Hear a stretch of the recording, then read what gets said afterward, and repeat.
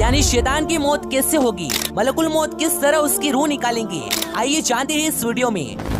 नबी करीम सल्लल्लाहु अलैहि वसल्लम ने कयामत की निशानियों के बारे में बताया। कयामत की एक निशानी ये भी है कि सूरज मशरिक के बजाय मगरिब से तुलू होगा, यानी मगरिब से निकलेगा। ये वो वक्त होगा जब लोग अपने रोजमर्रा के काम करके सो जाएंगे और रात आ जाएगी। ये रात 3 रातों के बराबर होगी। लोग सोकर उठेंगे लेकिन ये रात खत्म होने का नाम ही नहीं लेगी। रात की न खत्म होने की वजह से लोग परेशान हो जाएंगे। आखिरकार लंबे इंतजार के बाद सूरज मगरिब से निकलेगा और कुछ देर निकलने के बाद दोबारा डूब जाएगा और उसके बाद दोबारा मशरिक से निकलेगा। ये मंजर देखकर शैतान दहाड़े मार कर रोएगा।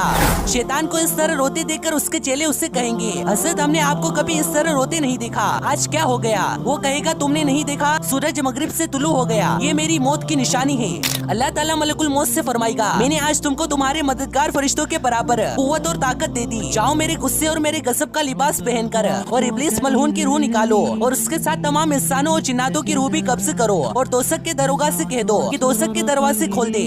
इसके बाद मलकुल मौत गुस्से में बहुत से फरिश्तों के साथ दुनिया में इस तरह आएंगे कि आसमान और जमीन वाले अगर देख लेते तो पिघल जाते। इब्लीस के पास पहुंचकर बहुत जोर से डांट पिलाएंगे, जिससे इब्लीस बहुत बुरी तरह दहाड़े मार मार कर चिल्लाएगा, चीखेगा और उसका चीखना और चिल्लाना और उसकी फरियाद इतनी दर्दनाक होगी कि दुनिया वाले अगर उसकी आवाज सुन ले तो बेहोश हो जाएंगे। इब्लीस यानी शैतान मलकुल मौत से कहेगा कि तुम मुझको कहाँ लेकर जाओगे? मलकुल मौत उससे कहेगा कि वहाँ जहाँ तेरी वजह से लाखों करोड़ों मुसलमान चले गए, मैं तुझे भी आज उसी गड्ढे में धकेल दूंगा। अभी तूने बहुत लंबी उम्र पाई और बेशुमार इंसानों को गुमराह किया जो तेरे साथ जहन्नुम में जाएंगी। आज उन सबके बराबर तुझे मौत का मसा चखाऊंगा। तेरी मोहल्लत और ढील का वक्त खत्म हो गया, अब तू मौत से भाग नहीं सकता।